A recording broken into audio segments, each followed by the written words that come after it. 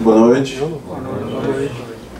Bom, conforme o Cláudio já antecipou, que a gente sempre quer ver auditórios cheios, muita gente querendo ter conhecimento, mas hoje, assim, principalmente num dia até emblemático pro nosso país, que não tem como ninguém aqui estar envolvido com esse momento político. E nesse momento político que a gente está passando, tão conturbado, tanta turbulência, com essa desagradável notícia, ou agradável para alguns, de nomear o nosso ex-presidente como ministro, alguns simplesmente dão vontade de chutar o balde. Eu ter conhecimento para quê? Eu estudar para quê? Para que eu vou querer qualificar, sendo que no Brasil parece que aqueles que não buscam a qualificação, às vezes têm mais sucesso do que aqueles que procuram conhecimento. Mas nós não podemos pensar dessa forma. Se nós formos pensar assim, nós nunca teremos uma mudança que todo mundo deseja. Então, no caso de vocês, corretores de imóveis, eu achei uma ideia muito boa que o Cresce agora implantou nessa quarta-feira, que eu até estava conversando com o Cláudio. É bom ter um dia fixo, horário fixo, para vocês se programarem, porque é muito difícil a gente mudar a nossa rotina. Às vezes um tem um compromisso aqui, outro ali, e ninguém às vezes quer mudar a rotina. E ter o dia fixo, vocês têm a oportunidade de se programarem melhor para toda quarta-feira vir aqui dispor ali de 1 hora, 1h30, 2 horas que seja, mas para ter o conhecimento. Então achei muito interessante a ideia do Cresce, muito legal a busca do conhecimento por vocês. E fui designado para substituir o Dr. Fernando hoje, colega meu de advocacia, fomos colegas de assessoria jurídica do Cresce. Para quem não me conhece, meu nome é Eduardo Felipe Silva, fui assessor jurídico do Cresce durante 5 anos e saí em 2012, 2012, já tem um tempinho já. E de lá para cá a gente está tendo a oportunidade de continuar a parceria com o Cresce e fazendo algumas palestras em Goiânia e no interior. E eu achei muito bom esse momento, porque de 3 anos para cá que eu saí do Cresce, eu saí daquele campo teórico que a gente estuda quando está aqui dentro do Cresce, e hoje eu estou totalmente dedicado à advocacia. E aí eu pude perceber ações de cobrança de corretagem, ações, rescisões de compra e venda, no geral, como o judiciário trabalha, e nisso a gente também teve um pouco de decepção. Na última palestra que eu ministrei, no último curso aqui em Goiânia, no auditório de baixo, eu falei justamente sobre isso, que a gente tem que buscar o conhecimento, tem que mostrar a lei, mas nem sempre, nem os juízes têm esse conhecimento. Nós nos deparamos algumas vezes com decisões até certo ponto absurdas, que são objetos de recurso, mas aquele corretor que pelo menos souber a lei, souber fundamentar para o cliente, ele tem mais chance, tem mais visibilidade no mercado. Então vou substituir o Dr. Fernando hoje, acredito que nós vamos ter outros encontros, porque esse evento de quarta-feira vai ser um evento constante. E eu achei interessante também, porque normalmente nós temos que resumir muito a matéria, a gente pega ali 5, 6 temas e joga num dia só e resume, e aí às vezes fica muita coisa por falar. Já nesse módulo que o Cresce está desenvolvendo, a gente vai dividir em vários subtemas. Então acho que quando tiver a oportunidade, a gente vai tentar destrinchar ao máximo aquele subtema, para aprofundar o máximo possível, para trazer coisas novas para vocês, novidades, jurisprudências. Eu peço um pouco de desculpa pelo tempo que eu tive, às vezes, de preparar a palestra, não teve como eu aprofundar tanto quanto eu queria, mas trouxe algumas coisas para vocês, interessantes. Preparei, como o tema principal é contrato de intermediação, vou falar basicamente quase toda a palestra em cima dele, pegar os artigos mais importantes do Código Civil que tratam dele, do contrato de corretagem, que é o contrato de intermediação. Vou só dar uma pincelada rápida sobre a responsabilidade civil que está dentro do Código Civil, na parte que fala do contrato de corretagem, porque as pessoas que participam dos cursos devem já ter cansado de ouvir sobre a responsabilidade civil do corretor de imóveis e a alteração que teve na lei. Mas a gente vai reforçar, talvez, aqueles que não tenham esse conhecimento. E, por fim, eu vou só debater com vocês uma grande polêmica que está tendo sobre essa devolução da taxa de corretagem. Porque a gente sabe que entupiu o judiciário com várias ações requerendo a devolução de corretagem. Corretores imobiliários estão sendo, às vezes, arroladas no polo passivo, tendo, às vezes, que responder à ação de devolução de corretagem. Estão sendo, às vezes, prejudicados por decisões judiciais que não respeitam o Código Civil. E vou trazer para vocês, no meu ponto de vista, no meu entendimento, e eu fiquei até um pouco preocupado. Eu fui num evento semana retrasada, de uma palestra lá no Sinduscom, do Dr. Arthur Rios Júnior, que era para falar um pouco sobre distratos, sobre as cláusulas, se são válidas ou não, como que são essas condições de distrato. Não sei se alguém de vocês aqui pôde prestigiar essa palestra. Alguém foi? Alguns colegas lá atrás. Quem estava lá, talvez tenha se assustado como eu. Talvez eu, por ter trabalhado no CRES, a gente tenha aquela mania de defender um pouco a classe de corretor de imóveis. E teve uma pessoa lá, não lembro quem que era, que duas pessoas, na verdade, que tentando achar uma solução para esses distratos, eles estão querendo atingir quem? O bolso do corretor de imóveis. E eles falaram bem claro o seguinte: porque a gente tem que estudar com os corretores uma solução, porque a gente não pode ficar obrigado a devolver essa taxa de corretagem. Aí o corretor tem que ter um meio termo, ele pode devolver agora, ou então ele não devolve e trabalha na nova venda sem receber, ou então o corretor vai receber parcelado de acordo com o pagamento do comprador. Então, os colegas que estavam lá devem ter ouvido isso também. E eu me assustei um pouco, porque se forem partir para isso, estão contrariando o próprio Código Civil. Então, vocês têm que se unirem bastante, saber o que está ocorrendo no mercado, até para cobrar do Sindimóveis, para cobrar do CRES, algumas situações mais fortes, mais na luta da classe, para evitar que vocês não paguem o pato. Porque se a construtora, se a imobiliária, às vezes tomou essa medida de transferir para o comprador esse pagamento dos honorários de corretagem, o corretor não tem culpa. O corretor está fazendo o serviço dele normalmente, está intermediando a compra e venda, então não cabe a ele pagar esse pato. Então, fiquem bem atentos no que está acontecendo no judiciário, no que está acontecendo no mercado, para vocês não serem obrigados a pagar esse pato. Então vamos lá, a programação do Rafael que o Rafael me passou é em torno de 1h e pouco, 1h30 para a gente discutir o tema. Aí, após essa palestra nossa, esse curso, nós vamos ter a oportunidade de, no final, ter uns 15 minutos de perguntas e respostas. Se alguém tiver uma pergunta muito específica, muito ligada ao caso, um exemplo bem específico, nós podemos até debater. Se eu abrir espaço para todas as perguntas, infelizmente a nossa palestra não caminha na velocidade que a gente precisa, e às vezes vira uma consulta pessoal, e aí nem sempre aquele colega que está do lado quer saber a pergunta que o outro fez. Então vamos tentar ter esse meio termo. O senhor, alguma pergunta específica nesse caso? Você mencionou o bate-papo O Sinduscom. Entre essas coisas que está acontecendo no mercado, na nossa captação, junto com consultores de casas e sobrados para e algumas consultoras que fazem uma obra comercial, está acontecendo da construtora ou aqui o construtor só queria acertar no final.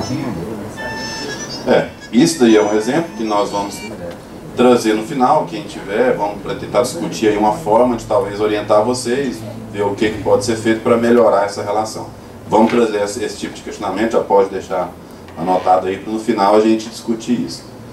Bom, então, inicialmente, vamos ter que conceituar o que é o contrato de corretagem em si. Por quê? É uma previsão no Código Civil, no artigo 722. E lembrando, o Código Civil, ele conceitua o contrato, ele não conceitua a profissão, ele não regulamenta a profissão. Vocês têm uma lei própria, que é a 6.530, de 78, que regulamenta a profissão. Mas o contrato de corretagem, ele foi exclusivo, foi determinado um artigo, um capítulo uma parte do Código Civil, desde 2002, onde foi reconhecido como profissional liberal também o corretor de imóveis. E aí veio o seguinte conceito que eles trouxeram para a gente. Pelo contrato de corretagem, uma pessoa não ligada a outra em virtude de mandato, de prestação de serviço ou por qualquer relação de dependência, obriga-se a obter para a segunda um ou mais negócios conforme as instruções recebidas. É um conceito muito geral, mas que ele deixa bem claro para a gente algumas situações. Como, por exemplo, até eu voltar aqui, se porventura você é contratado de uma pessoa, eu tenho vários imóveis, e aí eu vou contratar um corretor de imóveis para trabalhar para mim ganhando fixo, um salário mínimo, 2 salários mínimos. Aquele contrato que eu fizer com ele de trabalho ou de prestação de serviço, seria considerado um contrato de corretagem? Não, porque a lei é bem clara. Não ligada a outra em virtude de mandato, prestação de serviço ou por qualquer relação de dependência. Então são relações autônomas que se caracterizam por a eventualidade. Algumas dicas, algumas situações importantes no contrato de corretagem. Estou vendo algumas pessoas tirando foto, até já tinha esquecido de avisar para vocês no começo. Quem tiver interesse no material, no curso que a gente vai fazer hoje, bem resumido, me encaminhe, por favor, nesse e-mail, eduardo@fc.adv.br, que eu estarei respondendo com um curso. Teve um colega do Agostinho que me falou que no outro curso ele não respondeu, ele não recebeu. Possivelmente deve ter caído na caixa de spam o e-mail dele, porque eu não me recordo do e-mail. Então, se vocês verem que passaram uns 3 dias e eu não respondi, talvez me cobrem pelo WhatsApp. Eduardo, você recebeu meu e-mail? Tem um celular aqui também, só para a gente não perder essa situação, vocês não terem que ficar preocupando em anotar. Mas tem gente que gosta de anotar também tópicos e subtópicos. Bom, algumas dicas, alguns cuidados que vocês devem ter na elaboração do contrato de corretagem. Primeiro, tem que ficar atento à capacidade das partes. Por quê? Da mesma forma que o contrato de compra e venda, você tem que ter todo o cuidado de analisar a capacidade das partes, qual seja idade, incapacidade absoluta relativa, que poderia ter uma interdição. Você tem que analisar se é casado ou não, estado civil. Essas situações que você analisa no contrato de compra e venda, você já tem que antecipar no contrato de corretagem. Porque se você vai ser contratado para vender um imóvel, e aí é um casal, e apenas um dos cônjuges te contrata. Aí você não tem nem ao trabalho de tirar uma certidão, de buscar saber informações sobre o imóvel, e começa a trabalhar naquele imóvel. E aí quando consegue efetuar a venda, consegue a intermediação, você descobre que na verdade são 2 proprietários e aquele outro não tinha assinado o contrato de corretagem. Como você vai receber seus honorários? Vai ter dificuldade. E se o negócio cair porque o outro não concordou com a venda, não está querendo vender? Então, a análise da capacidade das partes, ela tem que ser feita com antecedência. O mesmo critério e rigor que vocês têm na hora de fazer a escritura, na hora de fazer o contrato de compra e venda, vocês já devem observar na hora de fazer o contrato de honorários, de corretagem. Bom, outra coisa que também que a gente indica e poucas pessoas fazem, verificar a titularidade do objeto da transação. Por quê? Muitas pessoas fazem o contrato, querem logo captar aquele cliente a qualquer custo e sequer tem o trabalho de analisar, tirar uma certidão atualizada para saber se ele realmente é o dono daquele imóvel. E se o corretor está sendo utilizado para vender um imóvel por um terceiro, por um laranja ou para alguém que não é dono daquele imóvel, um estelionatário qualquer, que fosse com uma procuração pública. Então esse tipo de cuidado, de analisar a capacidade das partes e verificar a titularidade do objeto através de uma certidão, é obrigatório para vocês evitarem dissabores na frente.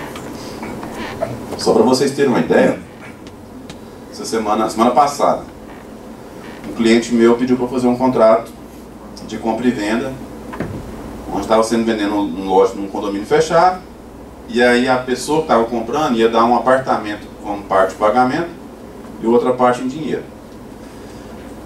Ele tinha me procurado já umas 6 semanas antes para eu poder dar uma olhada e ver se eu podia fazer o contrato.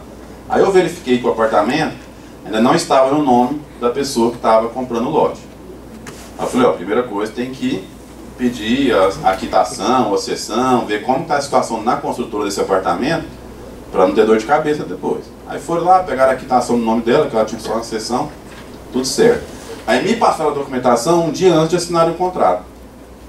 E aí que eu fui verificar que no estado civil dela estava como divorciada. Aí optaram por ir lá no meu escritório assinar o contrato lá. Aí eu avisei meu cliente, o corretor de imóveis que tinha me contratado, eu falei, ó, pede para ela a certidão de casamento, para a gente ver se o divórcio dela está averbado, e quando foi, para não ter problema em relação ao apartamento, porque esse apartamento foi adquirido depois do divórcio, para a gente não ter nenhum tipo de dor de cabeça. E nisso a gente foi, como ficou muito em cima da hora, falamos na reunião. E aí, do nada, a pessoa que estava comprando, ela, uma mulher nova, até estava com outro marido já, ela falou, não, eu comprei depois do divórcio. Eu falei, não, então tranquilo, vou só constar um prazo no contrato para você apresentar os documentos, sem problema. Aí ela, tô passando mal. Onde que é o banheiro? Eu falei, não, ali. Aí no tempo que eu fui na outra sala pegar a impressão do contrato, aí eu voltei e o casal tinha saído. Aí eu perguntei pro meu cliente, falei, o que aconteceu? Ele falou, não, ela baixou a pressão, passou mal e saiu. Aí me deixou para assinar o contrato amanhã. Aí o vendedor já ficou desconfiado, falei, esse negócio não dá certo não. Eu falei, não, às vezes é impressão sua, vamos esperar. Aí ela ligou no outro dia pro corretor e falou, não quero mais de imóvel, porque eu senti uma energia muito carregada. Então, é o tipo de situação que se tivesse observado a capacidade já anteriormente, teria evitado o problema. Então é o tipo de coisa que você já tem que observar na hora de contratar. Porque nesse caso ela ia pagar os parte dos honorários dele e a outra parte ia pagar a outra metade. Bom, também verificar, na hora de verificar a capacidade das partes, a questão da idade, que eu sempre gosto de frisar essa situação. Quem aqui, vamos supor, uma pessoa de 90 anos, uma senhora de idade, ela pode vender o imóvel dela? Quem falou que não? Não? Por que não? Ela tem acima de 80 anos, né? Ela pode ser considerada incapaz. O Código Civil não prevê limite de idade de você negociar imóveis. Se a pessoa estiver lúcida, ela pode negociar. Prevê situações em relação a casamento. Agora, venda de imóveis, se tiver interditado, aí sim não poderia. Agora, se não tiver, não tem problema nenhum. Aí como vocês vão saber se está interditado ou não? Aí foi uma dica até que o Rodrigo deu na outra palestra, que eu achei muito interessante e estou levando para as minhas palestras também. Tirar uma certidão atualizada do registro civil da pessoa. Porque se tiver interdição, está averbado lá. E nessa certidão atualizada você também pega divórcio, pega toda união estável, dependendo da união estável se for reconhecida judicialmente. Então é interessante vocês tirarem a certidão atualizada do registro civil da pessoa envolvida. Bom, tomar cuidado no contrato de honorários de corretagem também em identificar corretamente e qualificar as pessoas que estão participando, porque às vezes faz um contrato muito resumido e esquece de identificar e qualificar e depois dificulta a execução daquele contrato. No caso, quando é interditado, a cita quem é o Curador? curador? Eu acredito que só cita o nome do processo, porque não vai aparecer, talvez, não tem espaço para citar o nome do curador, mas é uma curiosidade interessante, porque eu nunca peguei uma certidão de registro civil com essa situação. Aí é bom até, tem uns casos de curatela no meu escritório, eu vou até pedir uma certidão para saber se sai o nome ou não, mas eu acredito que saia só o número do processo. E quando sai só a provisória, ela já... Curatela provisória. Já está interditada. A verba, por segurança das partes. É interessante. Eu vou até pedir, nos casos que eu tenho, uma certidão para saber como que fica isso lá no cartório. Mas é interessante, é uma dúvida que até eu tenho. Após a conclusão da interdição, É o judiciário que manda averbar em cartório? Oficia, manda o ofício para o cartório para poder averbar. Isso já é automático. Bom,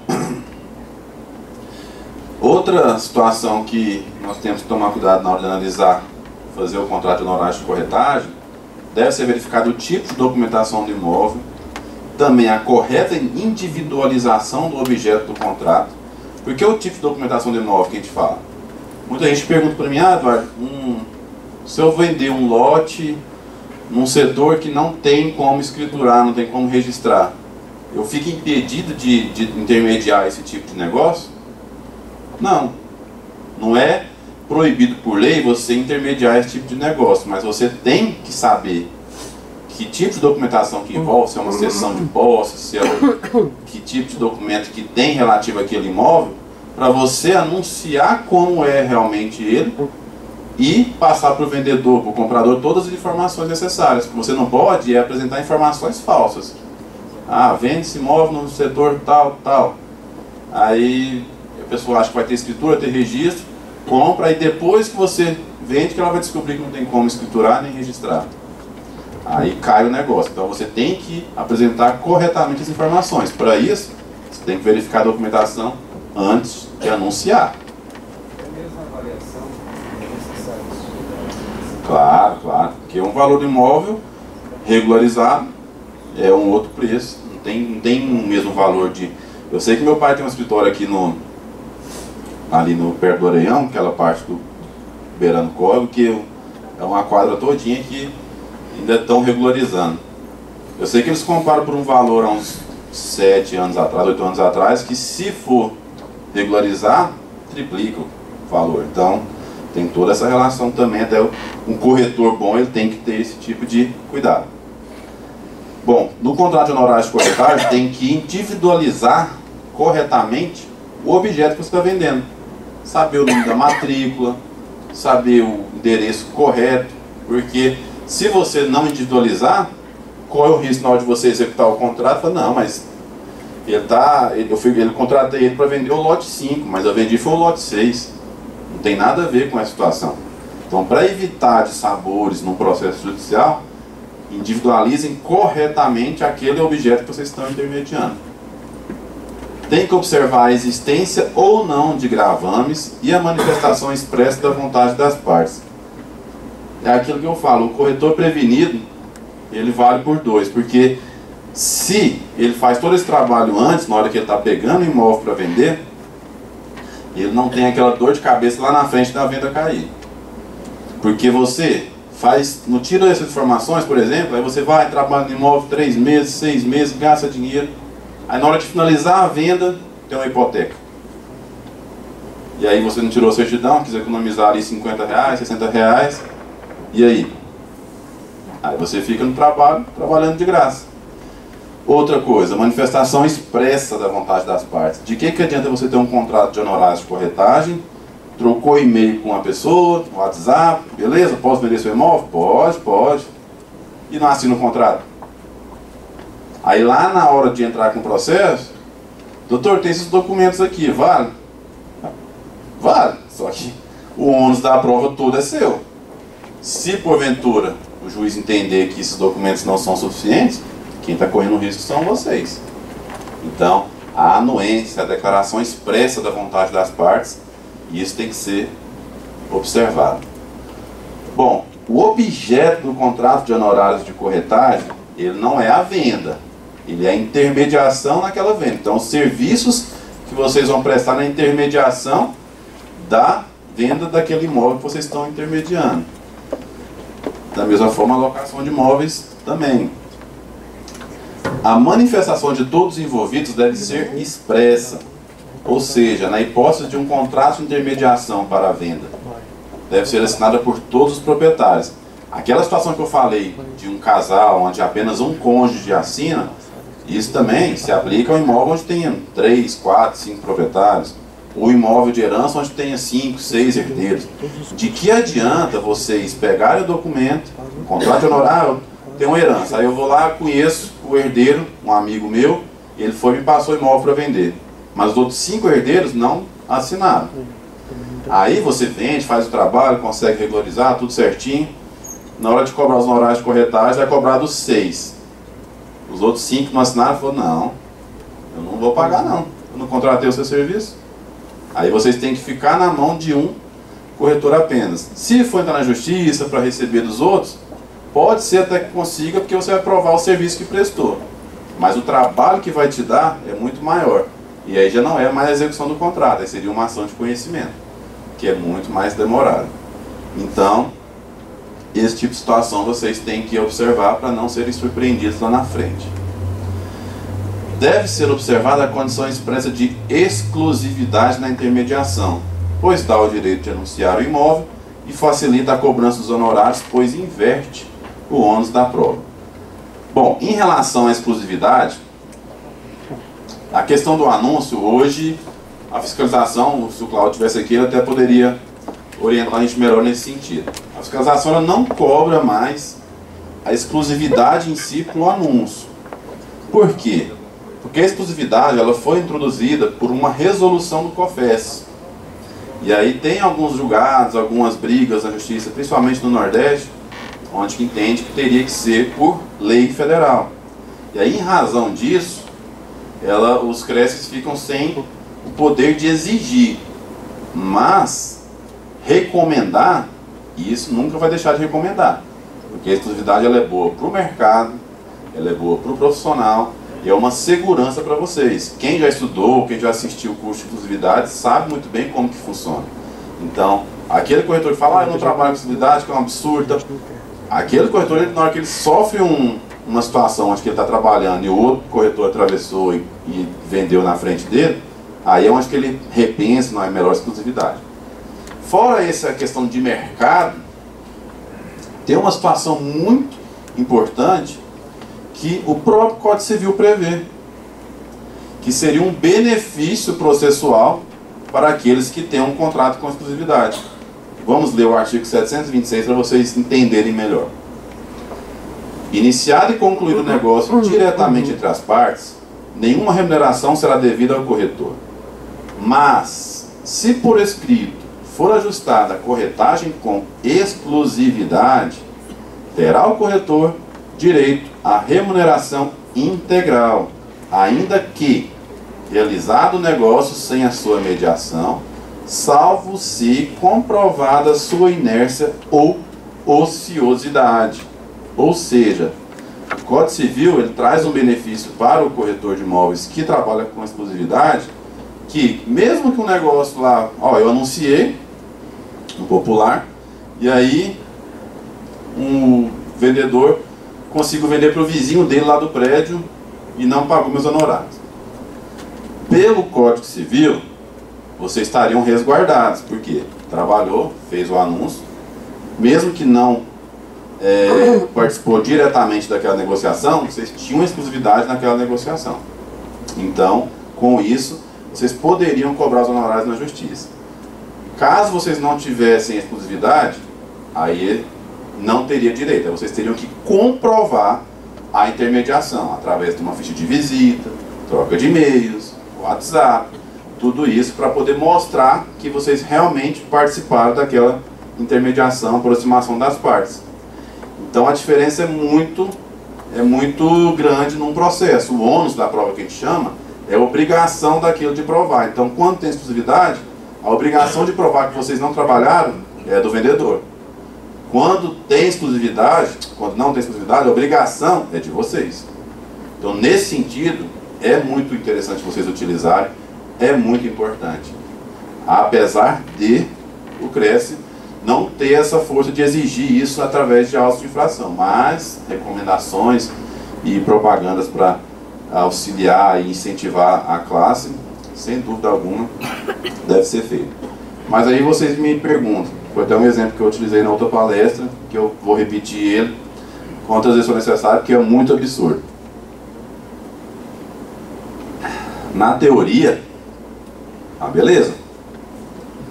Eu fiquei 5 anos aqui no CREAS, dei diversos cursos, palestras, respondi pareceres, e-mails, sempre entendendo dessa forma e divulgando dessa forma.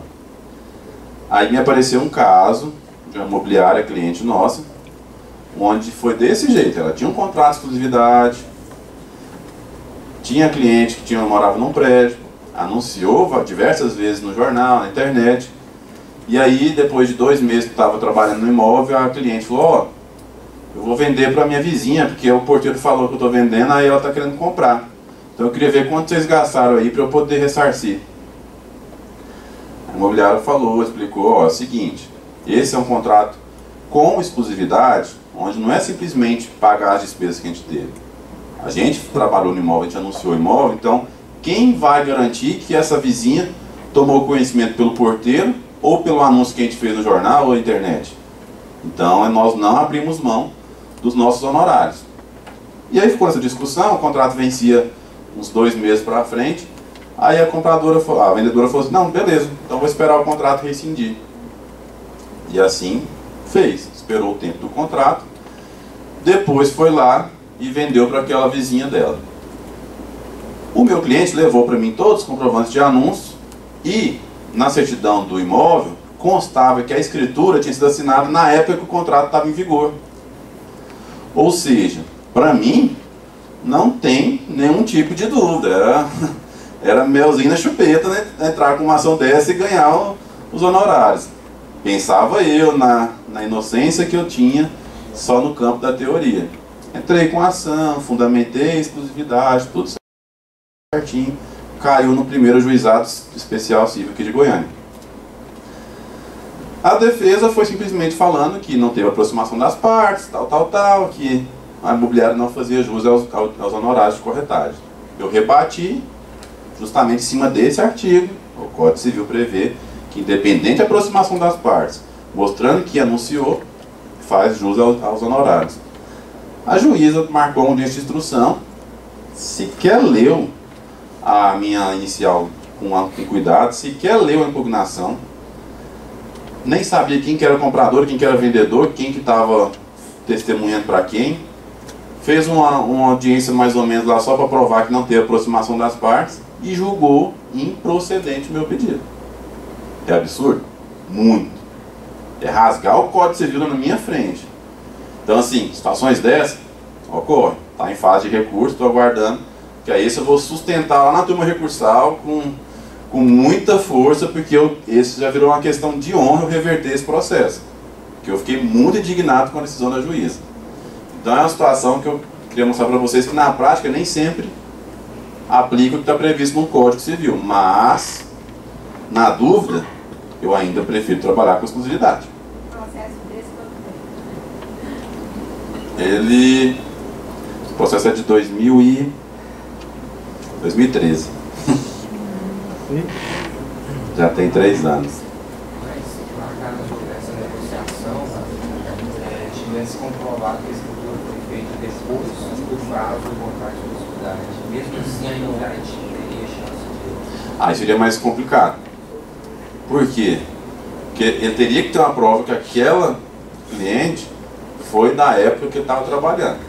Agora, se ele tivesse prova que aquela cliente foi trabalhada por ele e a venda foi posterior, aí ele ainda consegue, a gente vai até citar o artigo que fala isso, ter direito aos honorários. Mas nesse caso, que ele não foi ele que aproximou em si, porque era vizinha. Então, se a escritura fosse... A falha deles, principalmente, foi essa escritura. A escritura ter sido lavrada na data anterior. Porque se eles tivessem feito só um contrato de gaveta e deixado a escritura para depois, talvez eles teriam mais sorte. Eles tiveram sorte porque ganharam, mas teriam mais certeza de ganho. Eduardo, nesse caso não, mas a ficha de visita resguarda muito, né? Tanto com exclusividade e quanto sem, né? Demais, é uma das dicas que a gente vai falar aqui.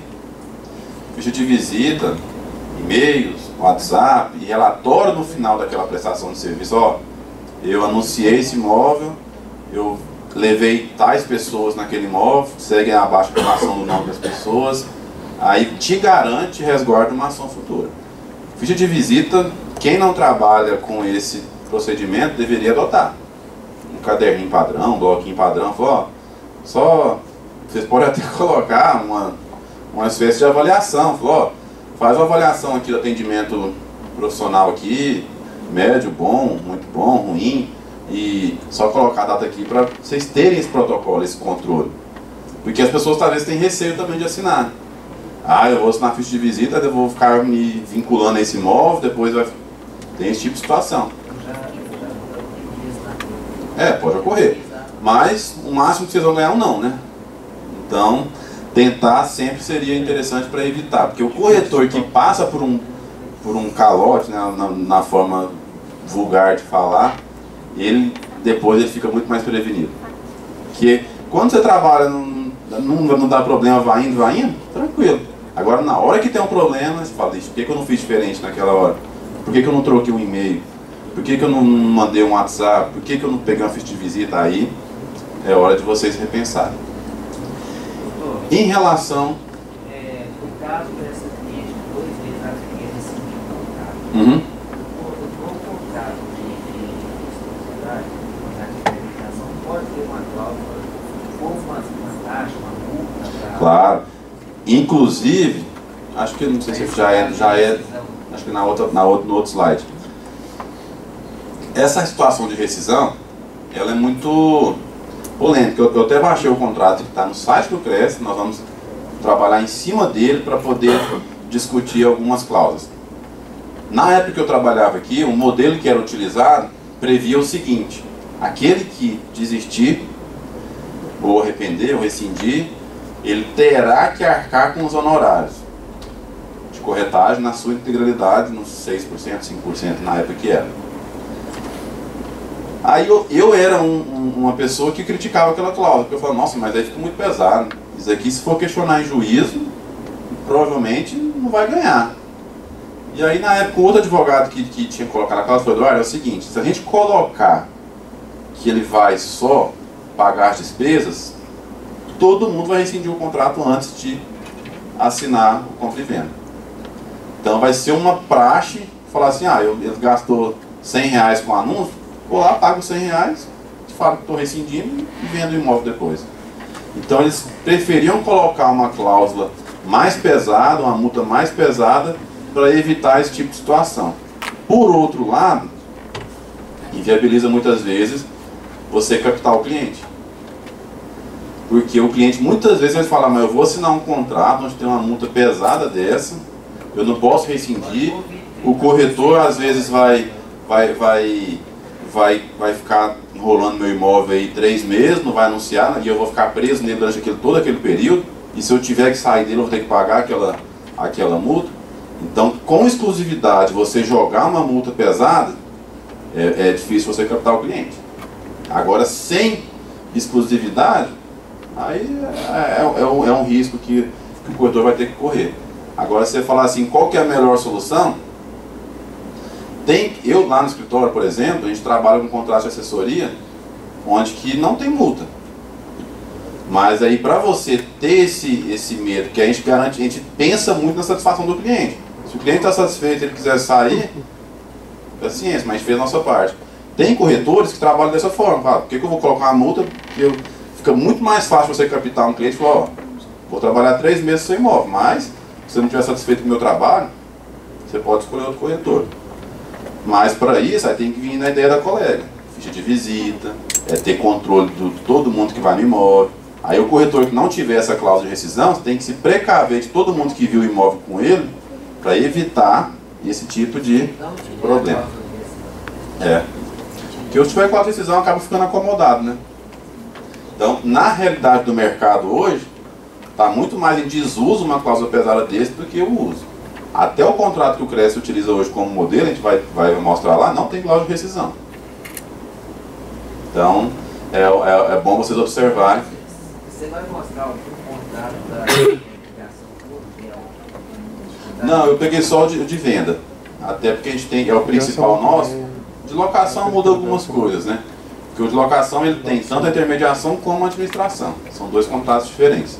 Ou pode colocar 2 serviços no mesmo contrato. É porque eu já vi contrato que tem uma cláusula lá que no caso da pessoa, no final daquele contrato, se ele não foi locado, o proprietário tem que cumprir.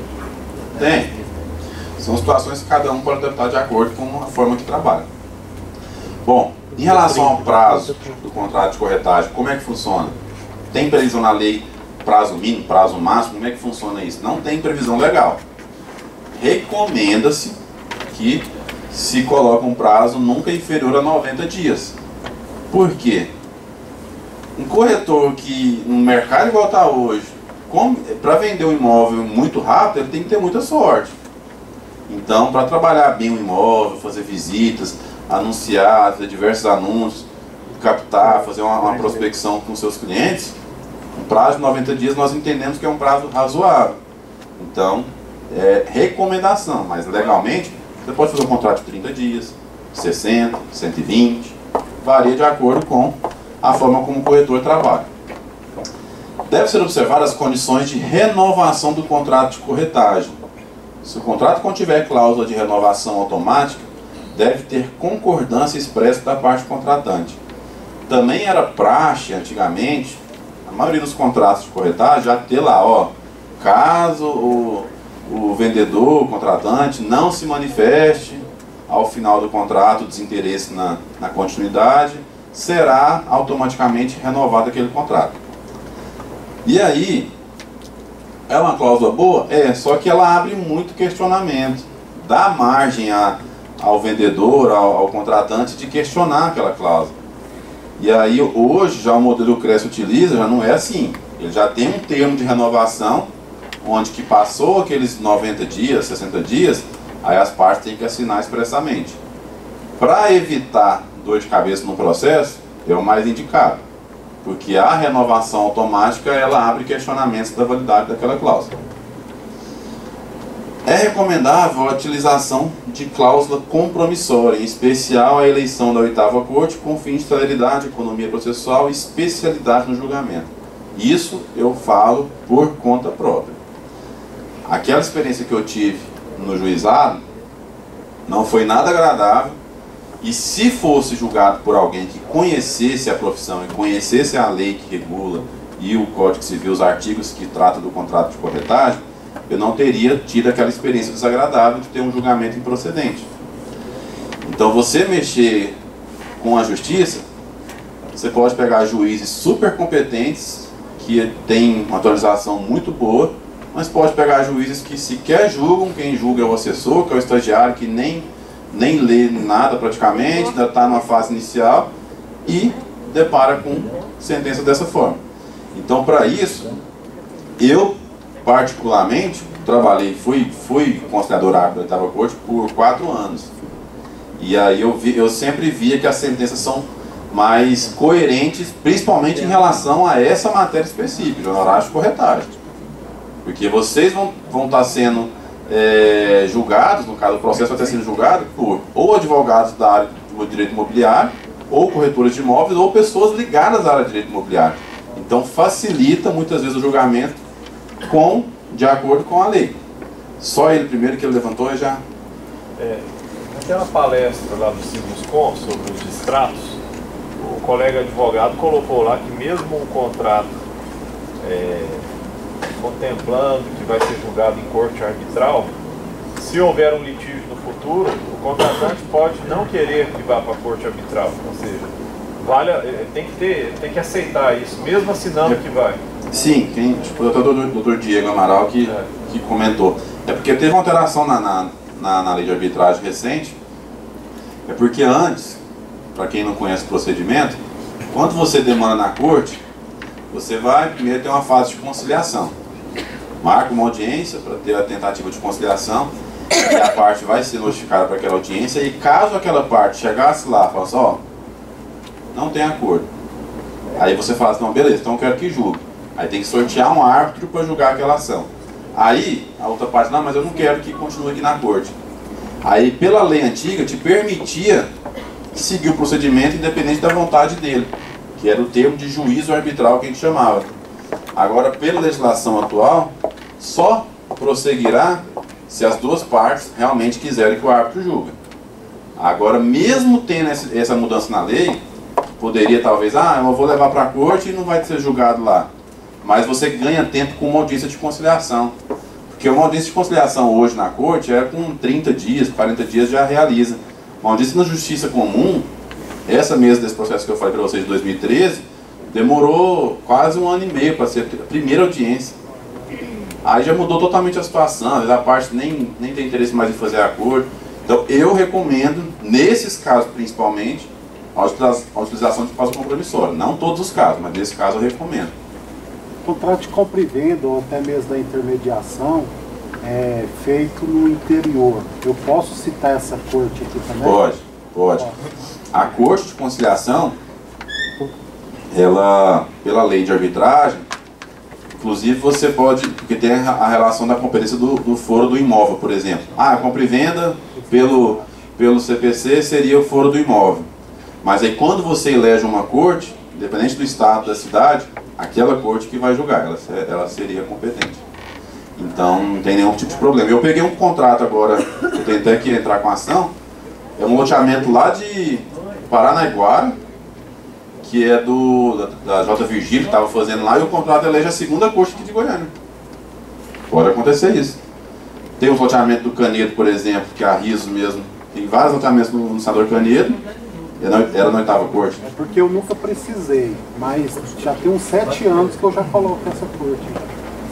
Eu já tenho costume de colocar já nos contratos. É interessante. Nesses casos de horário de corretagem, principalmente, pode colocar aqui para vocês, é bem mais vantagem. E a segunda corte? Vale a pena? Também, assim, são duas cortes da área imobiliária. A diferença é que a segunda corte ela é mantida pelo Secov. E lá envolve condomínios, rescisões de contrato de loteamento, várias situações. E a 8ª corte é mantida pelo CRES. Então o que muda são o quadro dos árbitros. Na 8ª corte são árbitros mais ligados ao CRES, com mais direcionado até para a área de corretagem.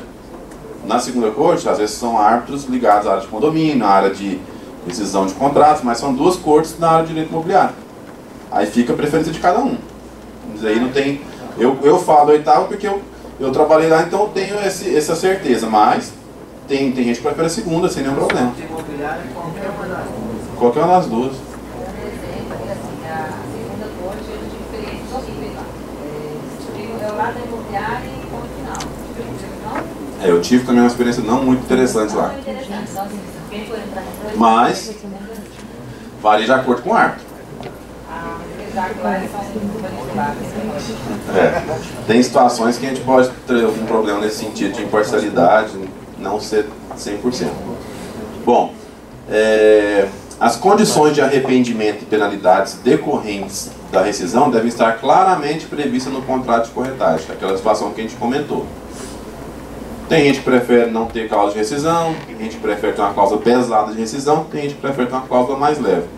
Varia de acordo com cada um, mas eu particularmente penso que o mercado está indo mais na vertente de não ter cláusula de rescisão do que ser tão pesado. Devem ser observadas as obrigações em que o profissional se compromete, como prestação de contas e apresentação de ficha de visita. Às vezes vocês pegam um modelo aqui do CRES, ou um outro modelo na internet, e aí se deparam com uma cláusula lá, ao final deverá ser prestado contas e ficha de visita. Ou durante o contrato, a cada 30 dias, deverá ser repassado um e-mail com as informações detalhadas das visitas. E aí vocês nem observam, pegou um modelo padrão de contrato, e aí a pessoa depois fala, não, estou rescindindo porque não está cumprindo o contrato. Porque está previsto aqui que era para ele apresentar. Então, também é interessante vocês tomarem cuidado e ler o contrato que vocês vão utilizar. Deve ser evitada a realização de contratos verbais, pois são de difícil reconhecimento pelo judiciário, pelo fato do corretor de imóveis ter o ônus da prova da intermediação e da difícil comprovação da manifestação da vontade das partes. Isso é claro. Ficar só no contrato verbal, você vai ter problema. Esse meu cliente que é corretor de imóveis, nesse caso que eu expliquei para vocês da mulher que era divorciada, ele trabalhou uns 2 meses no imóvel, mas não tinha contrato com ninguém. E nem fez um compromisso particular, nenhuma proposta, nem nada. Ele aí, Eduardo, tem como a gente cobrar os honorários na justiça? Eu falei, não. Infelizmente, nesse caso, não. E uma situação que me chamou muita atenção, num processo que a gente tem lá no escritório, era contrato verbal, a pessoa entrou, não tinha nada, documento nenhum. Mas a gente entrou com a ação, cobrando os honorários de corretagem, pelo intermediário, e na audiência de instrução ficou comprovado por testemunhas e o próprio comprador admitiu que ele tinha intermediado, aí o vendedor foi condenado a pagar. E aí eles recorreram para a turma julgadora dos juizados aqui em Goiânia. E olha que interessante o artigo, que essa tem na outra palestra nossa que a gente teve no final do ano aqui. Esse artigo 401 do Código de Processo Civil foi invocado no recurso e foi acatado na decisão. O que esse artigo fala? A prova exclusivamente testemunhal só se admite nos contratos cujo valor não exceda o décuplo do maior salário mínimo vigente no país, ao tempo em que foram celebrados. Ou seja, nesse caso nosso, acho que a condenação tinha ficado próximo de R$10.000. Os 5%, na época a gente estava cobrando 6%. Aí, invocaram esse artigo 401 no Código de Processo Civil, entenderam que por não haver outro tipo de prova, era só testemunhal, o valor máximo da condenação tinha que ser 10 vezes o salário mínimo. Caiu, aí na época do contrato era 600 e pouco o salário mínimo, caiu a condenação para 6.000 e pouco. Aí vocês me perguntam, e se eu intermediei? Porque nesse caso a diferença ainda ficou pequena. Mas se eu tiver intermediado um imóvel de 500 mil, de 1 milhão, que eu estou lá cobrando 50 mil de honorários, ou 30 mil, ou 40 mil, e só por testemunha, e vocês ficarem presos no artigo 401, ficarem limitados a 10 vezes o salário mínimo. Ia ser bom? Ia não. Então, mais um motivo para não trabalhar com contrato verbal. Além de toda a dificuldade de provar na justiça, essa situação é interessante. A apresentação de um relatório de clientes ao final do contrato de corretagem é importante para gerar o direito de receber os honorários, mesmo após o término da relação. Muita gente, na época eu estava no crédito, nossa, me ligava aqui, doutor, eu intermediei, fiz a proposta, o pessoal não fechou, e passaram 6 meses, agora eu fiquei sabendo que eles fecharam o negócio. Eu posso cobrar os honorários? Eu falava, você tem contrato por escrito? Você mostra que você que iniciou essa aproximação das partes? Tem? Não, então pode. Por quê? Porque no artigo da lei, do Código Civil, não prevê prazo. Então, os 6 meses ou 1 ano é razoável ainda, porque está muito próximo àquela relação. Aquela pessoa conheceu e tomou conhecimento da venda pelo trabalho que o corretor fez. Só que para isso, o que o artigo 727 fala? Se, por não haver prazo determinado, o dono do negócio dispensar o corretor e o negócio se realizar posteriormente, como fruto da sua mediação, a corretagem lhe será devida. Igual solução se adotará se o negócio se realizar após a decorrência do prazo contratual, mas por efeito dos trabalhos do corretor. Só que para isso, o ônus da prova é de vocês. Por isso que a gente fala do relatório no final, relatório simples, seja por e-mail, seja por WhatsApp ou por papel mesmo, esses clientes aqui foram que eu apresentei o imóvel. Então, assina aqui, dá um visto para você tomar conhecimento de que caso tenha alguma venda futura, eu tenho direito aos honorários. Mas nesse caso aí, você está falando do vendedor, do proprietário do imóvel, não do cliente, né?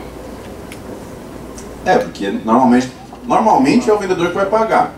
Mas você tem que ter essa relação dos clientes que você apresentou. Agora, no comprador, também funcionaria bem. Você falar, o comprador me contratou para eu achar um imóvel para ele.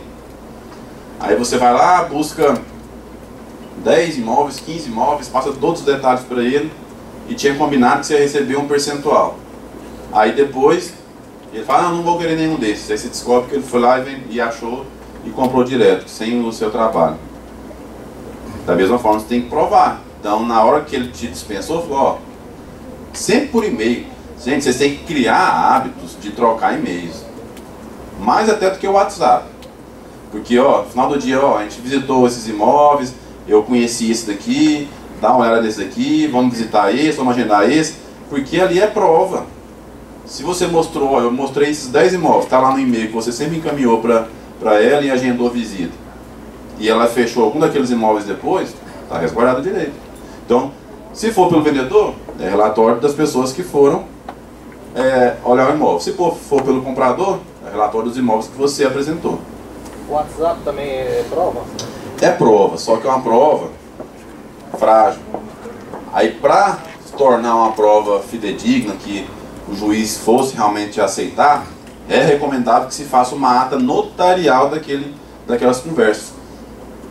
Essa semana mesmo eu estava lendo uma notícia de que tem como você fingir que está conversando com alguém e colocar uma conversa. Porque eletrônico é evolução muito rápida, muda muito.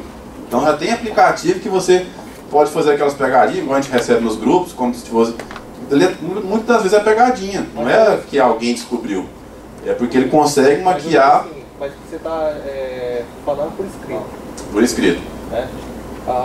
Porque assim, hoje ninguém está querendo mais trabalhar no e-mail. Tudo quer ser pelo WhatsApp, pela rapidez. Pelo áudio, né? E deixando de lado o e-mail. Não. Boa parte não quer. A celeridade do WhatsApp, né? Porque a gente está falando que não tem como você ficar mais sem WhatsApp hoje. Isso aí, aquele dia que... Foi um dia, né, que ficou sem WhatsApp aqui no Brasil, todo mundo quase ficou doido. Nossa, foi uma comoção, parecia que tinha morrido alguém. E assim, foi bom que o serviço rendeu, acho que todo mundo estava com o serviço acumulado, parece que rende, que é uma beleza. Mas uma conversa, um áudio, por exemplo, aí você teria que ter uma ata notarial, então tem que ter um perito para identificar que seria a voz daquela pessoa, que seria... Então assim, é um tipo de prova que para ter validade real no processo, ou por meio de uma ata notarial, ou então numa perícia uma perícia realmente específica para identificar aquela situação. Mas o escrito também? O escrito também. É? Com a ata notarial, foi até o Dr. Rafael Lara, num evento que a gente teve no novo Código de Processo Civil, que ele comentou disso. E até me despertou. Falou, não, realmente, porque se eu jogo só o WhatsApp no processo, não tem. Ali um pode questionar, impugnar, o juiz não pode considerar. Se nós levamos no cartório, ó, quanto você cobra na ata notarial? Ah, R$1.000, R$500. Tem todas essas conversas aqui, eu quero que você certifique realmente. Faz a ata, beleza. Aí resolve. Mas eu ainda prefiro sempre por e-mail. E esse relatório tem uma regrinha para comprovar? Por exemplo, só o nome não adianta. Se eu não tiver o sobrenome, tem que colocar o telefone ou o e-mail. Olha, quanto mais informações você repassar daquele cliente, ó, o fulano de tal, e-mail ou telefone tal, foi lá ver o imóvel. Tem clientes, não tem como você também... Ó, qual que é seu CPF? Seu nome completo? Você trabalha... Calma, não vou comprar um imóvel não, só estou olhando. Então assim, não é fácil você puxar essas informações. Então pelo menos o nome e o sobrenome, o primeiro sobrenome, já te dá uma segurança maior. Mas se for só o primeiro nome, aí fica um pouco frágil. Ó, mostrei imóvel pro João, pra Maria e pro José. Aí... Porque ele pode falar a esposa. Entendeu? Então pelo menos o nome e o sobrenome é interessante. Oi? Sim. Na questão do prazo determinado, quer dizer, não há prazo determinado para evitar a indeterminação. Mas o prazo não teria um prazo prescricional disso? Não, na lei não prevê. Não tem prescrição. A prescrição que tem é a ação de cobrança, aí seria a ação de cobrança de corretagem, seria 5 anos, mas da data do evento. Então, por exemplo, você trabalhou no imóvel no início do ano agora, aí no final do ano eles vieram concretizar aquela venda, e você tomou conhecimento só no final do ano, logo após eles concretizarem, é a partir ou do evento ou do conhecimento que a senhora tomou. 5 anos. Então, aí já é uma situação diferente. Bom, o que mais que vocês devem... Oi, Fábio. Pessoal, eu vou só pedir a gentileza novamente para vocês anotarem as perguntas para a gente poder conseguir passar todo o conteúdo.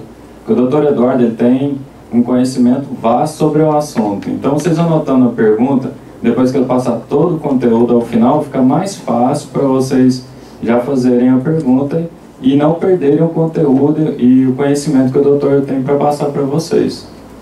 Mas tá tranquilo, a gente tem 45 minutos ainda, né? É. Não, tá até tranquilo, porque assim, as perguntas hoje estão bem pertinentes também, aí até é interessante em alguns casos que enriquece o debate. Se eu ver que está desviando um pouquinho, aí vocês não reparem não, que eu vou dar uma cortada. Aí foi não. Lula não.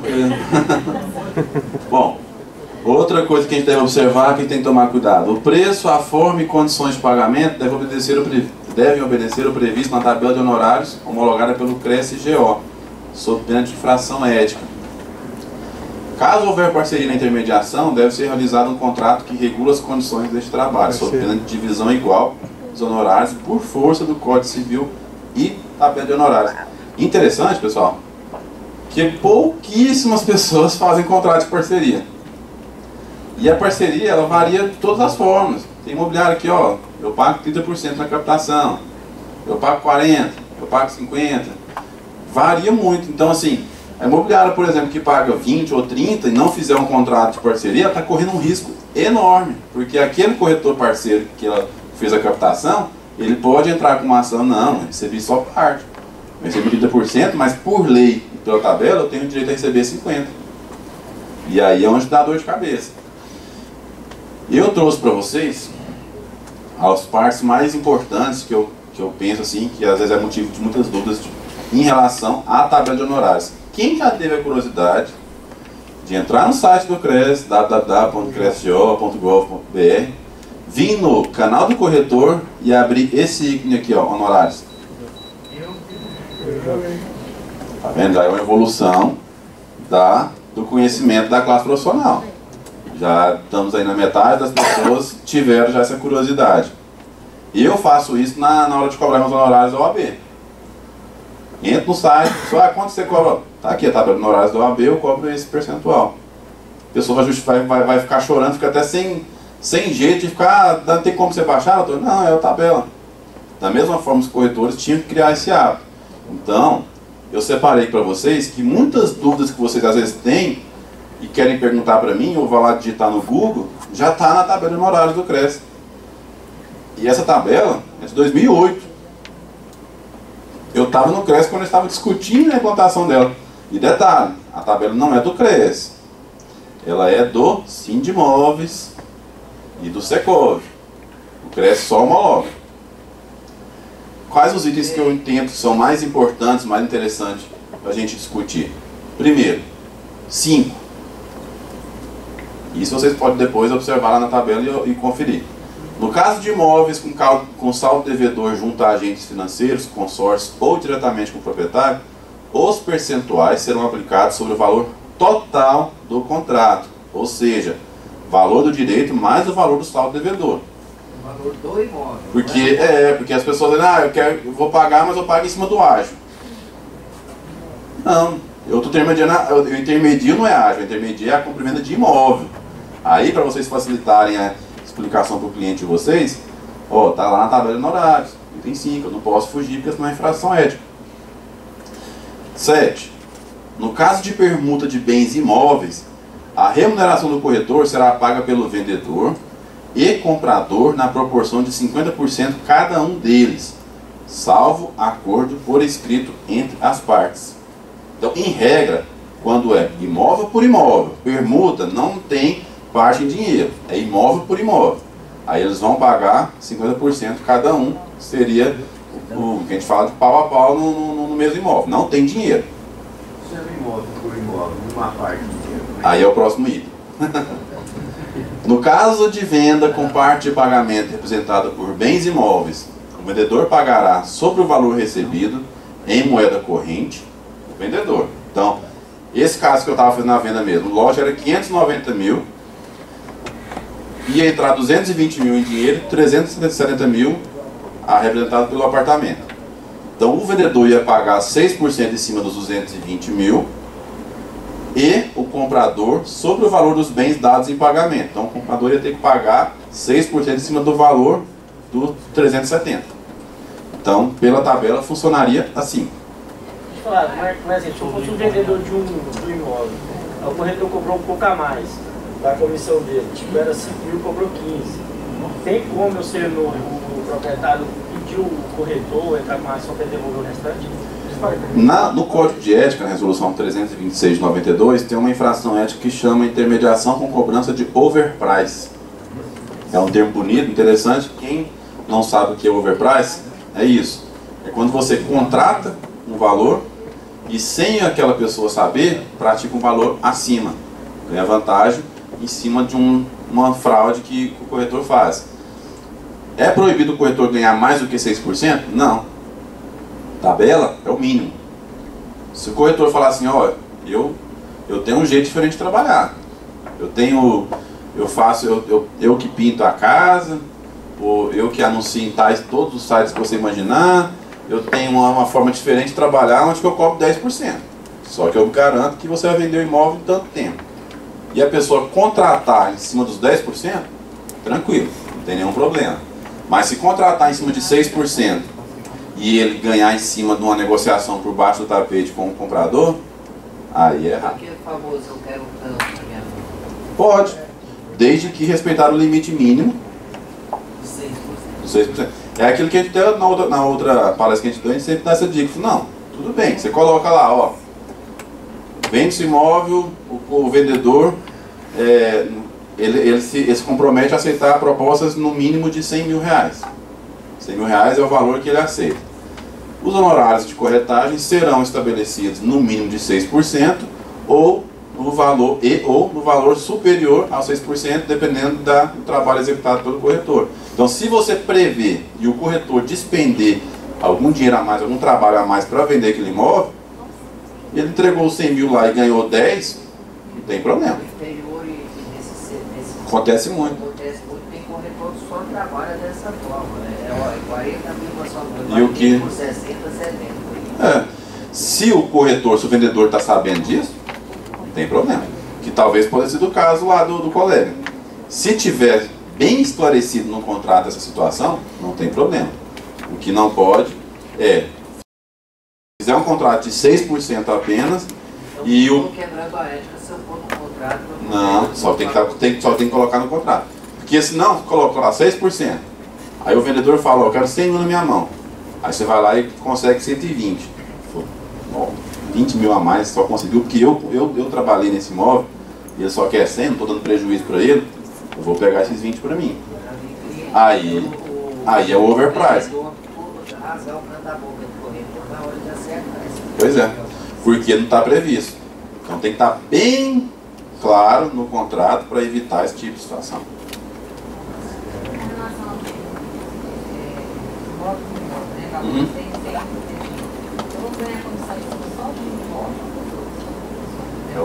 É o valor total da venda, na verdade. Só da venda. Porque o que acontece?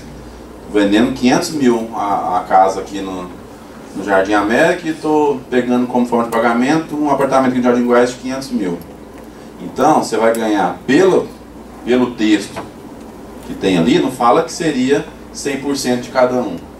Fala 50% de cada um. Então, significa que você está ganhando 100% do valor total. Seria 6% dos 500, não, 30 mil. Só que 15 mil o comprador paga, 15 mil o vendedor paga. Certo? Alguma dúvida em relação à permuta? Ou...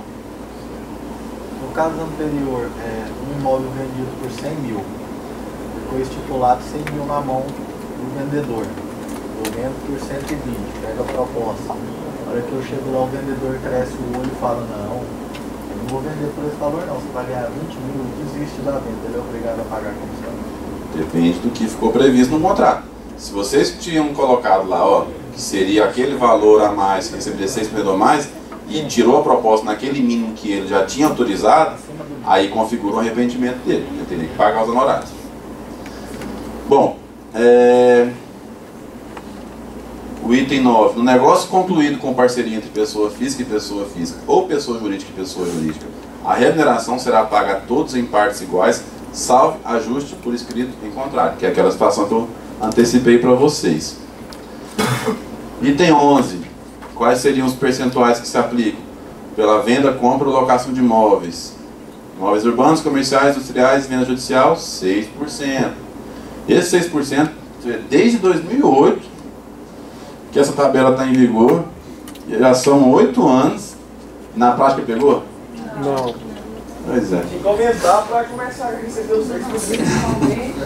Que baixou para cima, agora já está aparecendo umas comissões por aí de 2%. Mas aí cabe a vocês aí padronizarem e trabalhar de acordo com o código de ética. Porque se for entrar nesse meio, porque quem está trabalhando no 5%, que for pelo código de ética, já está infringindo.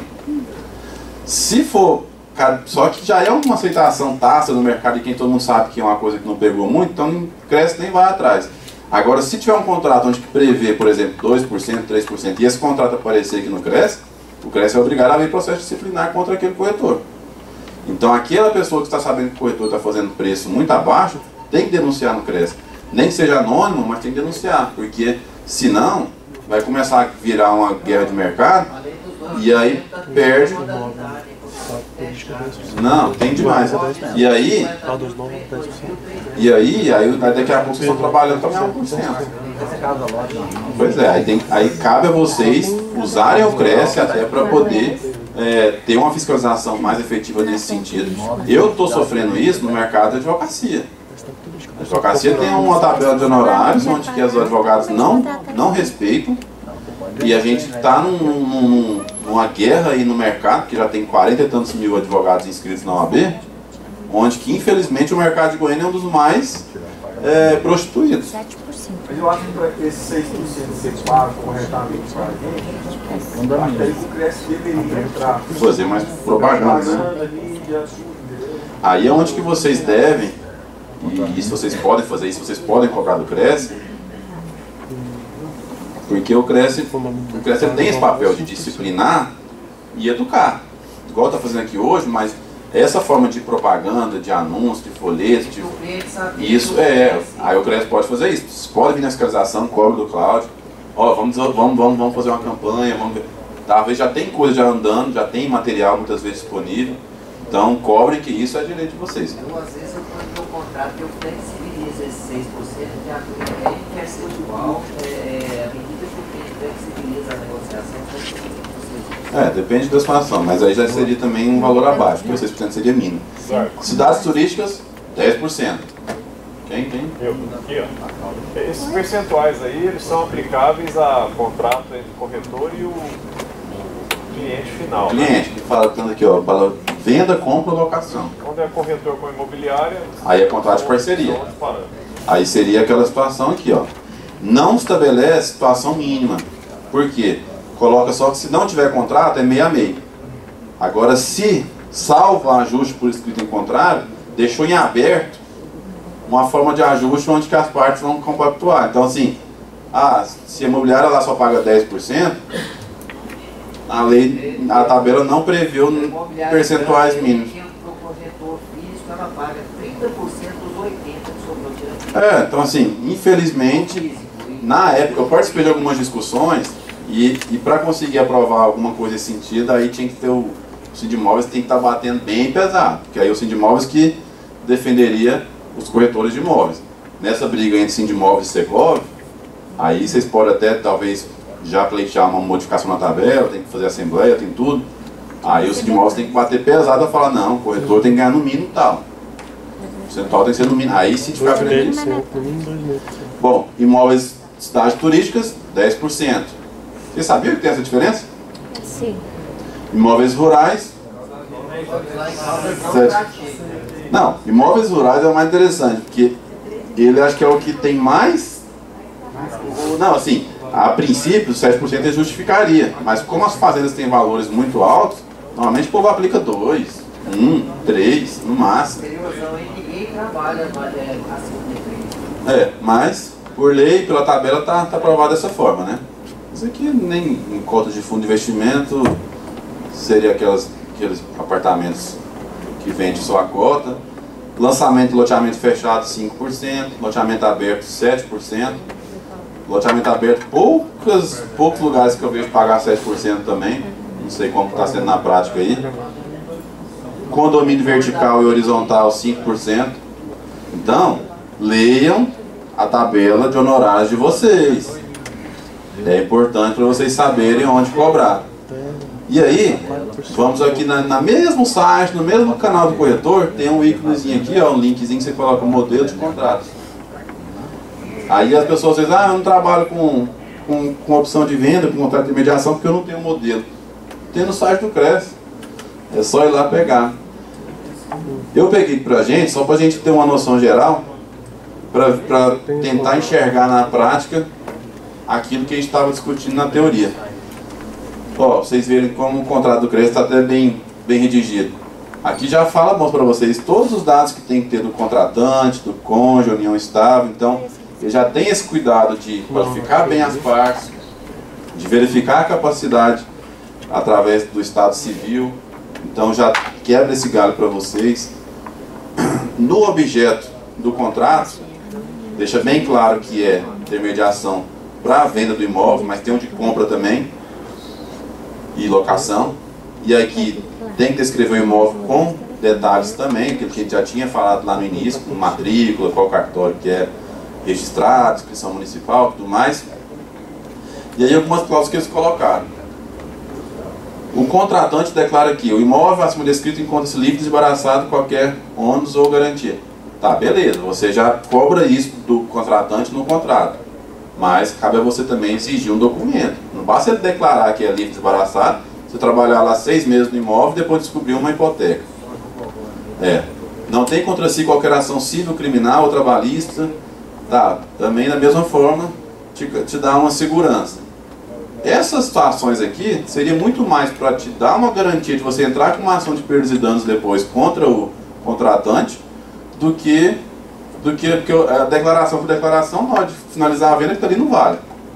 Então isso aqui é muito mais para vocês trabalharem no imóvel, aí lá na frente deu algum problema, você tem como cobrar o prejuízo de alguém. Mas você vai cobrar o prejuízo o quê? Em cima dos honorários de corretagem ou em cima do valor que você gastou? Se for uma ação de honorário de cobrança de honorários de corretagem, tem que comprovar a aproximação das partes. Se for uma ação de perdas e danos, aí acho mais fácil ganhar. Então tem que... é a forma de vocês se resguardarem. Se comprometer a apresentar certidões reais, pessoais, correspondentes, quando solicitado. Então o CRESP mesmo já deu brecha para você solicitar essa certidão. Então já pede para o vendedor. Fala, beleza, eu vou trabalhar no seu imóvel, mas tira a certidão para mim. Ou então me dá o dinheiro que eu vou lá no cartório e tira. Vocês não terem essa despesa. Continua responsável pela guarda e manutenção do imóvel. Isso é importante porque dependendo do imóvel estar desocupado, aí o vendedor vai lá, contrata o corretor e acha que o corretor é vigia dele. Acha que ele está tomando conta do imóvel, é caseiro, aí vai ter uma invasão lá, ou tem algum tipo de problema, ele vai e cobra do corretor.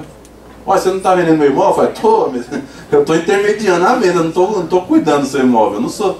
Então tem que colocar uma cláusula até para evitar esse tipo de dor de cabeça. Já aconteceu com alguém? Alguma coisa nesse sentido? Eu já ouvi um fato que o imobiliário deu a chave. Não, isso aí tem mais locação. Tem uma reportagem semana passada sobre isso. Tem uma galera que queria fazer uma festa e pegou a chave Tem. do imobiliário e fez uma festa. Tem um parente meu comprou imóvel assim. Ele foi lá, o cara vendeu o imóvel pra ele, tinha um inquilino lá, acho que ele mandou o inquilino sair uns dias. Aí depois ele foi e comprou, né? Como tinha uma casa lá, o cara ficava lá já tinha mais de 5 anos. Entrou com a ação e o juiz usou como, parece que foi os campeões, né? Mais de 5 anos, 10 anos, e perdeu a causa. Ele teve que entrar com o rapaz que vendeu pra ele. E vai achar o cara. E tá até hoje. Não acha o cara, é estelionatário. O cara não tem dinheiro, não tem nada.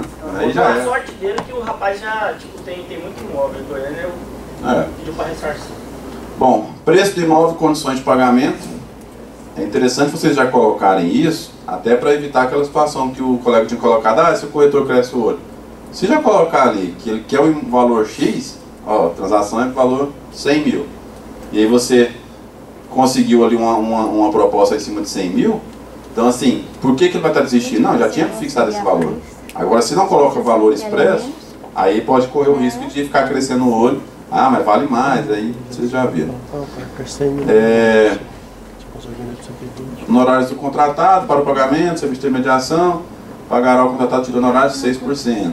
O pagamento dos honorários ao contratado ocorrerá no momento que o contratante receber o sinal do negócio ou o preço do imóvel se venda à vista. No próprio contrato do CRES aqui já deixa bem claro que o momento do corretor receber é no início ou no pagamento total quando é à vista, mas se for parcelado é naquela primeira prestação. Aí você diz, mas tá a praxe do mercado de não permitir. Eu tenho um cliente, corretor de imóveis, que ele recebe no sinal, mas ele não deixou isso claro para os vendedores. E aí o que estava acontecendo? Aí o vendedor começou a acusar ele como se ele estivesse apropriando indevidamente do dinheiro do sinal. Então, para receber no sinal, tem que estar autorizado no contrato. O que ocorre é isso, às vezes a pessoa não tem contrato, ou se tem, não está previsto, E aí recebe, aí é onde está o problema, que o vendedor fala, ah, mas ele recebeu, o dinheiro era para mim, ele recebeu, já antecipou o dele. Então, o cuidado que você deve tomar é prever isso no contrato de forma expressa. Agora, se o vendedor vai assinar ou não, aí cabe a vocês conversarem com o vendedor, explicar. Claro, aí depende da negociação de cada um. Eu tenho um cliente assim mais antigo, uma construtora, por exemplo. Aí já é uma negociação, estou fazendo para ele, por exemplo, 4% já de ser um cliente direto. Certo. E ele pede para mim para fins fiscais da construtora dele. E, por exemplo, faço esse contrato com ele de 4%. Isso pode dar problema para mim? Se cair no CRES... Mas aqui vai cair só em questão de questionamento. Não. Mas eu com ele, fins fiscais, tem algum problema para mim? Não. A única coisa aí é infração ética. É só se for questionado aqui. É, mas problema fiscal, no seu caso, não é problema não. A Receita não vai falar, ô, você tinha que ter cobrado 6%, você cobrou só 4%. Não, isso não é a Receita que fiscaliza esse tipo de situação. Aí é só o CRESP que tem essa competência. Vamos continuar analisando esse contrato aqui para a gente ver o que é interessante. Ó. Serão devidos honorários a contratado no mesmo percentual estabelecido no item. Aí é interessante. Não colocou cláusula de rescisão nesse contrato. Mas olha que, não sei quem que fez esse contrato, se foi o Fernando, se foi o Manuel, mas ficou bem interessante a forma como eles colocaram. Ele colocou o seguinte, ó, no item 4, ficou bem sutil, mas deu uma garantia boa para o corretor. Serão devidos honorários profissionais ao contratado, no mesmo percentual, 6%, no item 1 dessa cláusula, se, aí vem narrando as situações, ocorrer arrependimento do contratante após o contratado ter realizado o oferecimento do imóvel ou efetuado gastos com a intermediação. É a mesma coisa da cláusula de rescisão, só que maquiada de um jeito que dá para vocês colocarem sem o vendedor às vezes reclamar. Eu achei bem interessante a forma como eles colocaram. Também serão devidos honorários caso o contratante, após assinar o aceite na proposta de compra, por qualquer motivo, não prosseguir com o contrato definitivo nos termos do artigo 463 do Código Civil. Então, se ele assinou o contrato particular e aí depois não pôde concluir aquela negociação porque tem alguma pendência no imóvel ou apareceu algum problema, pelo contrato, vocês estão resguardados. Vocês fizeram a sua parte. Então, dá para cobrar os honorários nesses casos. Após decorrido o prazo contratual de intermediação, a venda se realiza por fruto a venda se realizar por fruto do trabalho do contratado nos termos do artigo 727, que é aquele que a gente falou. Então, deixou previsto também que caso a venda seja posterior, mas quem iniciou o trabalho foi o corretor, também faz jus aos honorários. Acontece em muitas casas dentro da caixa mesmo. O cara vai ter um adiantamento do cliente, né? Lá no final não passa na caixa o processo dele, não consegue financiamento. Aí muitos clientes reclamam para mim, não, eu dei 4 mil corretor, não devolveu, meu financiamento não deu, acabou, né? Ficou por isso mesmo. Ele fala, rapaz, não dá dinheiro não, espera fechar o contrato lá, você finalizou a caixa, aprovou, aí você paga. É aquilo que eu falei para vocês, é a forma de cada um trabalhar. Tem gente que eu conheço que faz o contrato já expresso tudo nisso, tudo bonitinho, falando, ó, se a caixa não aprovar por culpa do vendedor, ele vai arcar com metade dos honorários. Ele coloca até, não sei se é 30%, ele coloca um percentual. Se a caixa não aprovar por culpa do comprador, ele vai arcar com aquele percentual, que já é o que ele recebeu no início. Então tem corretor que já trabalha de uma forma para poder garantir o dele. Particularmente, eu até sou favorável nesses casos, porque o corretor ele fez o trabalho dele. Porque o trabalho do corretor ele não é de resultado, ele é de aproximação das partes. Então, não, aí cabe o corretor ter uma prudência, um zelo maior na hora de fazer os contratos. Agora, o que ocorre é o corretor sai tirando proposta de qualquer jeito, sai pegando sinal, sabendo que não vai ser aprovado, o cara ganha um salário mínimo às vezes, vai querer pegar uma prestação de 400, 500 reais, não tem como aprovar, e aí nesse caso o corretor ele usou de má fé. Agora, se o corretor fez tudo certinho, e aí no decorrer do processo surge uma negativação do comprador, que culpa ele tem? E aí ele trabalhou daquele tempo todinho na intermediação para depois não receber nada. Então, por lei, o trabalho do corretor ele não é vinculado ao resultado, não tem que concluir aquele negócio, ele tem que aproximar as partes. ele provou que aproximou as partes assinaram um contrato, ele faz jus aos honorários. Agora tem corretor que prefere abrir mão, fala, não, eu prefiro ficar bem com o vendedor, ficar bem com o comprador, eu perco daqui, mas ganho dali. Cada um trabalha de um jeito, mas tem as duas formas. Talvez a forma como o corretor não é errado, desde que tenha previsão expressa no contrato. Dois casos que eu vi, a casa não comprou, sabe? O vendedor tem que pagar. O vendedor tem que arcar com esses honorários. No caso do... Pessoal, vamos ver a pergunta da colega atrás. Um exemplo, o vendedor passa a casa para o corretor vender um valor X. E aí eu posso estar fazendo dois contratos e separando o valor da intermediação num contrato à parte de honorários? Pode. Posso estar fazendo isso? Não tem problema nenhum. Não, estou colocando que no caso... Até é recomendável, se porventura você não recebe no ato, é recomendável até você ter um contrato à parte para te dar um direito de executar depois. Porque o que acontece? Você só cita uma cláusula no contrato de comprimento. A intermediação foi feita por tal corretor. Aí, por um motivo ou outro, você não recebe aqueles honorários de corretagem. Não tem como você executar o contrato, porque aquele contrato é um contrato de compra e venda. Você só citou que foi a intermediação. Então você vai ter que entrar o quê? Com uma ação de conhecimento, que é uma ação de cobrança no horário de corretagem. Se você já tivesse o contrato já à parte, você já executa ele direto. Ok. Outra coisa, o contrato de intermediação, eu coloco no nome do cliente. Do cliente que está te pagando, você fala? Exatamente, porque desmembra do valor do imóvel. E aí, caso esse cliente não consiga financiar, né, e daí o próprio corretor tenta com uma instituição, tenta com outra, e aí por algum motivo particular do cliente, ele não, a princípio ele é aprovado, passado um tempo, quando chega a hora do financiamento, a aprovação dele vence e a gente vai buscar de novo, ele é reprovado. Nós não somos obrigados a devolver o valor da intermediação em hipótese nenhuma, né? Não é obrigado, desde que esteja previsto no contrato dessa forma. O que não pode, eu vejo contrato que prevê que vai devolver. Tem contrato de contrativo. Eu falando, corretores dessa forma, ele tem essa liberdade de trabalhar. Se tiver previsto, porque por lei, aquele que arrependeu ou não deu causa, não concluiu o contrato, ele teria que pagar os honorários do corretor. Que artigo protege o corretor nesse caso? É o 720...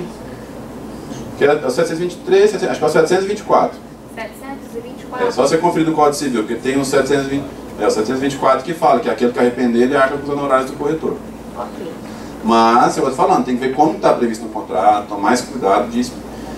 Quanto mais claro vocês forem no contrato, mais fácil receber esses valores. Vamos só continuar, a gente está no finalzinho. Aí já está no finalzinho, já só tem só mais uns 5 minutos. A gente já vai dar o espaço para a abertura das perguntas. Deixa eu só concluir. Nesse caso, quando é o vendedor que desiste, ou vê que o cliente está com uma dificuldade, levando um tempo maior para financiar, e o vendedor por si só vende a casa para outro, vende a casa 2 vezes. E aí isso quase não acontece, né? Não, e o cliente vai na imobiliária e nos procura para devolver o dinheiro. Nós podemos acionar o construtor? Pode, até porque assim, o construtor que faz isso, ele está correndo o risco de estar em um processo criminal de estelionato, porque quem vende a casa para 2 pessoas considera estelionato. Então, enquanto ele não fizer o distrato daquela primeira venda, ele não pode vender para um outro terceiro. Então, o consultor que faz isso, ele arrisca de uma forma. Eu tenho umas defesas lá no escritório disso, de consultor que faz isso. Ah, mas demorou 6 meses, eu fui lá e vendi para outro. Não é assim. Primeiro distrata, notifica, dá prazo. Porque às vezes o contrato não prevê o prazo.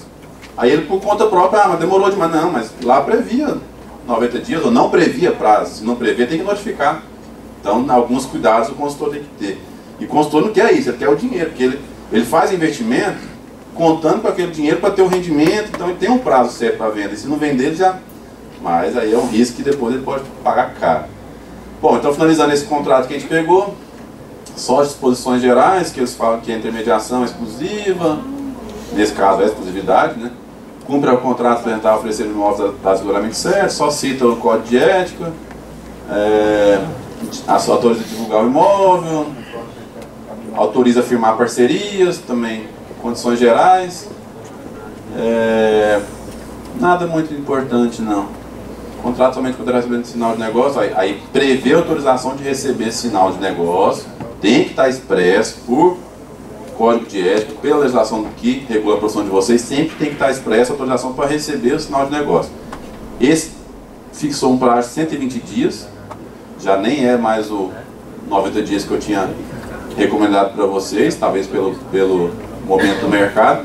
Elegeu a 8ª Corte como foro competente e estabeleceu aqui um termo aditivo de prorrogação de prazo contratual. É aquilo que foi para vocês. Hoje é mais recomendável que vocês tenham um termo aditivo. Passou os 120 dias, vai lá e pega a assinatura, que aí vocês estariam mais resguardados. Viu lá? Um modelinho bom de vocês utilizarem. Aí, posso só continuar? Que aí falta 5 minutinhos, já termina ali e já abre o espaço para pergunta, aí eu respondo tudo que vocês quiserem. Bom, em relação à responsabilidade civil, só comentar muito rapidamente com vocês. Quem já sabe quais as mudanças, o que significa esse artigo 723 do Código Civil? 5 minutinhos? Todo mundo já sabe? Bom, o que acontece, pessoal? Hoje, desde 2000 e... acho que as alterações foi 2009, 2008, acho que foi 2008.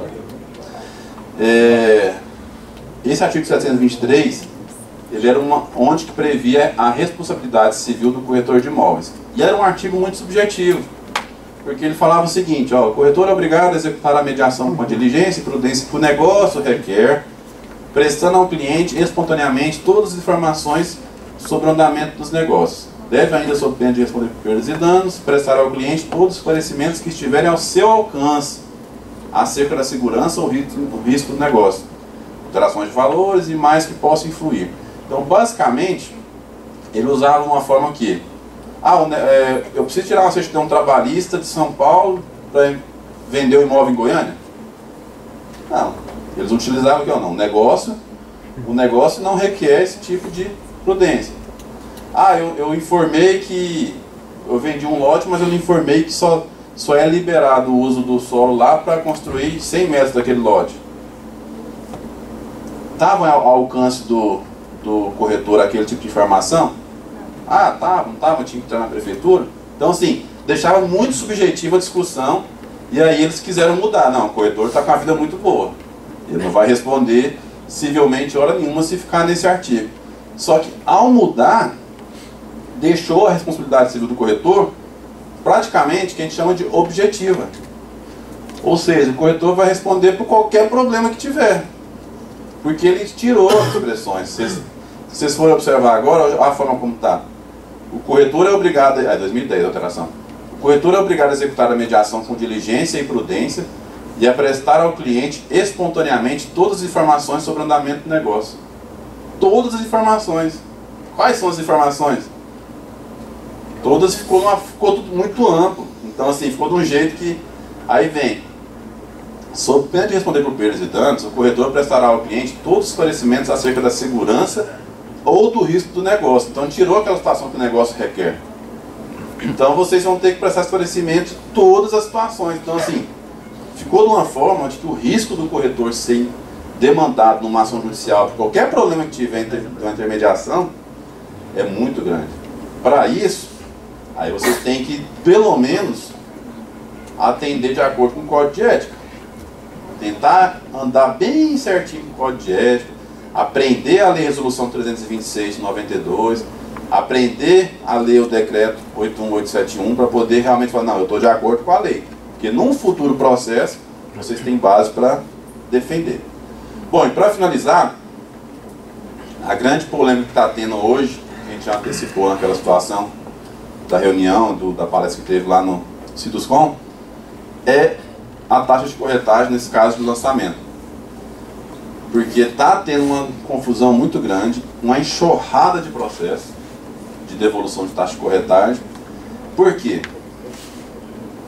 Pelo artigo 51 do Código de Defesa do Consumidor, no inciso 4, eles entendem que é nula essa cláusula. A cláusula que atribui ao consumidor o ônus do pagamento da comissão de corretagem em contrato de promessa de compra e venda de imóvel pode ser considerada nula de pleno direito por infração ao artigo 51, inciso 4 do CDC. Condicionar a venda do imóvel ao corretor que esteja vinculado à empresa, mesmo que informalmente, é praticar venda casada, conduta proibida por nossa legislação, artigo 39, inciso 1 do CDC. Isso se aplica aos imóveis adquiridos em estande de vendas. Vocês perguntam para mim, qual que é a sua opinião? Eu não acho venda casada.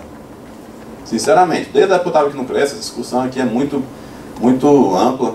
Por quê? Se está anunciado imóvel por 100 mil, eu vou lá e compro o imóvel por 100 mil do preço que foi anunciado. Eu tô sabendo, naquele 100 mil tem lá 5 mil de corretagem, eu não paguei 5 mil a mais, está dentro do que está anunciado. O meu entendimento é esse. Se tiver bem claro que está lá e que você está pagando, não vejo problema. Se eu compro uma roupa por 500 reais, eu tô preocupado se a vendedora está ganhando 100 reais de comissão? Não, é 500 reais anunciado, eu paguei 500 reais. Então assim, eu particularmente eu não vejo essa ofensa ao Código de Defesa do Consumidor que eles alegam, que é venda casada. Mas as decisões não estão nesse sentido.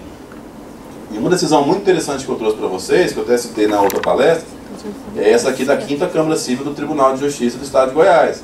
Que ele fala: após o consumidor pedir cancelamento de contrato de compra e venda de imóvel, então o consumidor está desistindo do contrato, por motivo de inadimplência, a empresa deve ressarcir as quantias já pagas.